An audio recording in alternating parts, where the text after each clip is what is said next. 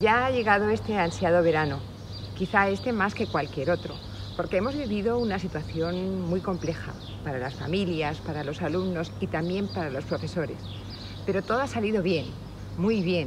Los resultados de este esfuerzo conjunto no pueden ser mejores. Y así nos lo han hecho saber las familias, que en los momentos en que más lo necesitábamos, con sus palabras de reconocimiento, nos han dado todo su apoyo. No hay borrón ni cuenta nueva, no. Hemos aprendido muchísimo y todo lo vamos a utilizar en el futuro, porque este esfuerzo de adaptación a las necesidades de nuestros alumnos, en un panorama hostil como el que teníamos, nos ha hecho mejorar y demostrar que estamos en condiciones de prepararlos como ciudadanos del siglo XXI.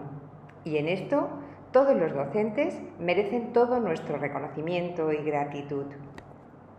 Ahora estamos preparando el inicio de curso, donde les esperamos a todos, con muchísima ilusión, atendiendo a todos los detalles que harán nuestra convivencia mucho más segura, para que nuestros verdaderos héroes, los alumnos, vuelvan a sentir, como siempre, que están en casa, con sus amigos y compañeros, con sus profesores y con todos aquellos que aportan un granito de arena en su formación.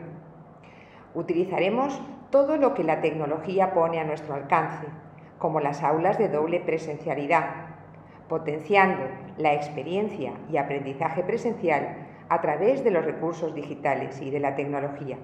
Es una apuesta de futuro.